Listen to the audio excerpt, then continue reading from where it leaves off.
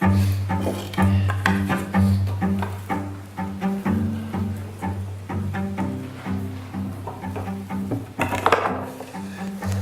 you put your soul into what you make, I think the people who use the objects feel it, and also when you apply craftsmanship and experience of many years working and just sincerely try and do things as best you can at every stage of production, you come up with something that is strong and sincere.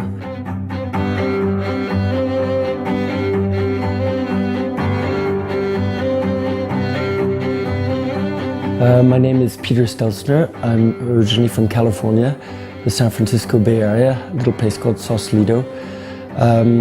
I've been living in France now for almost 30 years. I've been making furniture for 25 here. I've been making skis now for 10. I'm basically a craftsman, person who's passionate about making things with my hands. So my company is called Rabbit on the Roof.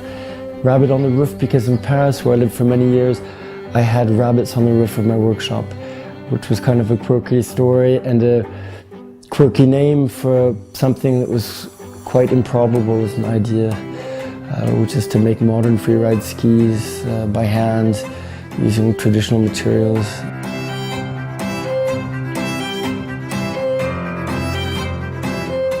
We are really in tune with nature and then also the sport itself.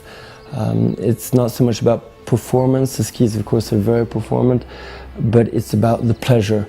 And when you can bring something like that, when you can enhance the pleasure that we obtain in the mountains through something that has been made by hand, I think that there's a big plus value there.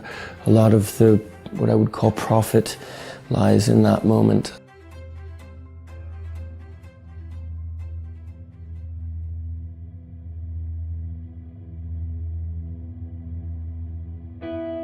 Basically, starting from high school, I'd gotten into ceramics and pottery and loved that very much as soon as I started doing it, and was always in the ceramic studio for many years. But then fell in love with a French woman and was brought back to France. Had no trade, had finished a university degree in French as a result of having studied here after high school 1 year and continued. And then started working in photography. Brought me into fashion photography, working for magazines like Vogue and whatnot. But after a couple of years, I realized that it was a little bit too dust-free.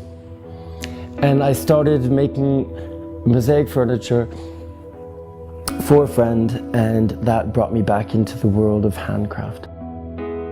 I also was very privileged to, through this periods, meet old craftsmen, and I'd find if I needed a tool that I didn't have in a local wood shop and would ask to borrow it, they would be receptive.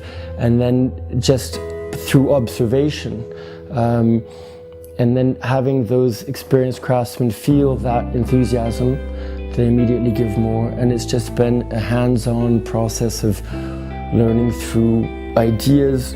Every idea makes us explore new techniques, and those techniques develop experience. And making skis, in fact, is just kind of a soup of joining those experiences together.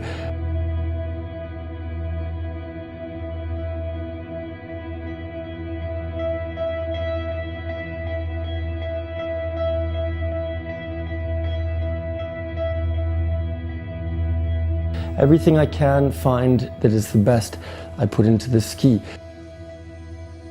The quality of the wood is essential. The difference between an industrial ski and a handmade craft ski basically lies in those ingredients.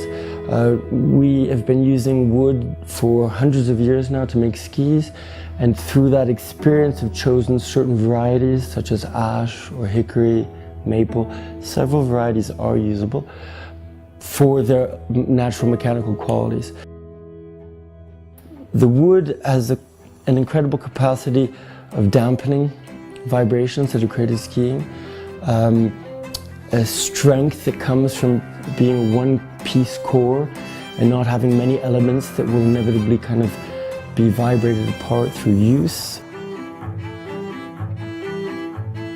From the very first pair, I kind of had a certain amount of benediction from mountain guides, from passionate professionals, and that really kept me going. A lot of the evolution in making skis has just been hands-on experience, never giving up if you think the last pair wasn't exactly what you wanted. It's also kind of like surfing, looking for the perfect wave. The next one is always going to be the best. These projects are like dreams, you know. Every time you finish that one project you've been dreaming about, another one comes up, which is what keeps it interesting, keeps it real. It's been a wonderfully beautiful story, and I hope it will continue for a long time.